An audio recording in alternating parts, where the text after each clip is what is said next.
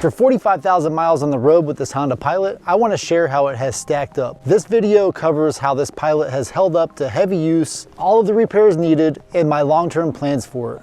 Watch until the end for all of the details. I purchased this Honda Pilot new in September of 2019, and although it is a 2019 model, it was manufactured in late 2018. Unlike the current market demands for new vehicles, at that time, this Pilot sat on the lot among a sea of Pilots anxiously waiting for a new owner for almost an entire year before we purchased it. This was because there was a limited demand for the SUV, and the 2020 models had already started showing up on dealer lots. This thing gets around 22 miles per gallon for me, and I say this with a giant asterisk because with the roof box combined with these tires, that eats up any hopes of the optimal 26 mile per gallon fuel economy rating. It's just not happening. So what features did this Pilot have? The two most important features that we wanted were the entertainment system along with all-wheel drive. You probably consider Apple CarPlay and Android Auto standard nowadays. However, in 2019, Toyota was still experimenting with Entune, and some speculate thinking about bringing back the cassette deck. In fact, I think there is some variation of it still haunting Toyota owners to this day. But maybe that is a topic for another video. The main problems with this vehicle have been infotainment system failures, fuel pump replacement, and hood latch replacement. Fortunately, nothing has left me stranded, but I have some concerns about the long-term reliability of the 6-speed transmission, which I'll get into later. So back to Honda's infotainment system. I classify it as acceptable. It's not bad, but it's not great. And early on, we started having issues with static in the speakers, and I'm talking about like AM, FM, radio static, even when the system was powered off. So like any ordinary vehicle owners, we began the journey to get the system repaired. I did a little online research and tried to update the infotainment system by downloading a surprisingly easy to install firmware update, but this had no impact on the problem. So we made an appointment to get it looked at during the following oil change, and they diagnosed the problem and did some kind of TSB, which was another update. And believe it or not, this seemed to correct the issue, at least in the short term. A few months later, the system had unexpected problems like the subwoofer stopped working or the various components were no longer recognized. The specific issues were kind of random, and so we scheduled another diagnosis just in time for the next oil change. This resulted in the connections being replaced in the dash, which did not fix the problem. Ultimately, the entire wiring harness needed replacement, so currently the system works. If you are curious about how your infotainment system is holding up, you can go into diagnostic mode, and I'll show you guys in a second. The vehicle is running, and the only thing I have to do is hold the volume button and this light button and the home button. So I'm gonna hit those two first, the volume button, I'll hold them for a few seconds, and this diagnostic mode comes on. Once I get there, I'm gonna go ahead and hit this. And so even after I've been to the dealership several times to get this corrected, now I have hardware errors, software errors, log data, more errors. I would clear them, but it's honestly just a waste of time. Once you are done taking a look at it, just hit return until you go back to the main menu. Hit the thumbs up button and don't forget to subscribe.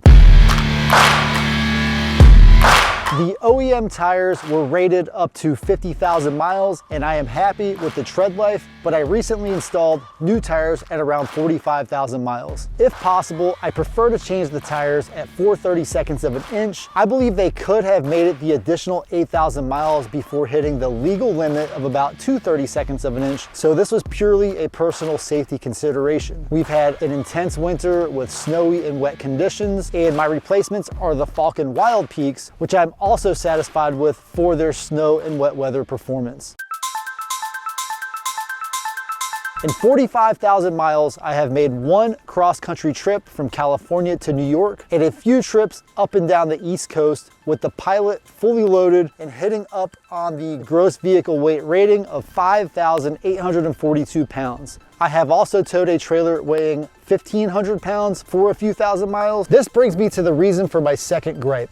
The Honda Pilot squats and bottoms out under high loads. This suspension was designed for comfort, not really towing. The independent suspension is not robust enough to support maximum weight conditions because the rear suspension has struts. There is no place to add something like an airbag system. This is particularly annoying at night because the LED headlights are so intense that it frequently enrages oncoming traffic. This occasionally happens even when driving with no load, especially when encountering small cars. For that reason, I carry an extra long screwdriver to adjust the headlights when trailering.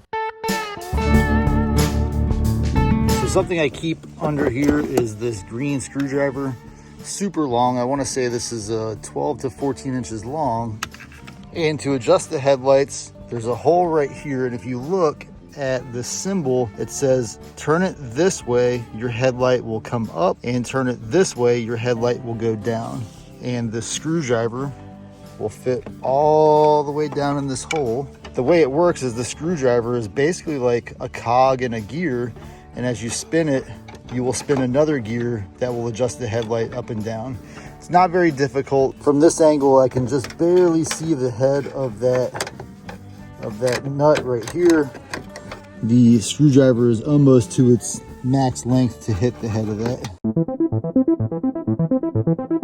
A minor note is that the fuel pump was replaced as part of a recall. So although I have not had any issues with it, this amounted to a 3-day loss of use of the vehicle. Additionally, I had another recall completed at the most recent oil change for the hood latch. I visually checked and I didn't have the cracking. I wanted to confirm that my hood wouldn't fly off while cruising down the highway. So as with any recall, it was a maintenance priority.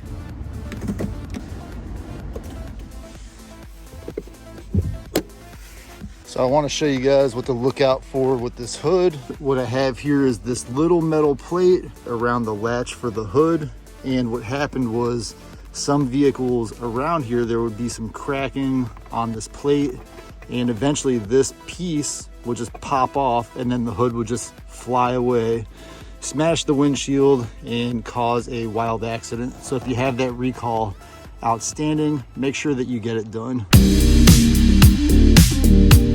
The all-wheel drive system and 6-speed automatic transmission are sensitive to fluid maintenance. At around 10,000 and 30,000 miles, I changed the rear differential fluid and was surprised how clean it looked. But it gave me peace of mind for the $30 cost to drain and fill per change. At around 30,000 miles, I started experiencing shudder in the transmission at certain RPMs. I initially suspected that something was going on with the fuel injectors, and after a little online research, I learned that the transmission fluid is susceptible to heat breakdown more frequently than other vehicles. I then did 3 drain and fills, which cost about $50 each in transmission fluid. Both changing the transmission and differential fluid are easier than changing the oil, but for some reason, dealerships have insane labor costs if you pay them to do it. I am worried about the torque converter's longevity in this transmission model. The shuddering comes from the torque converter rapidly engaging and disengaging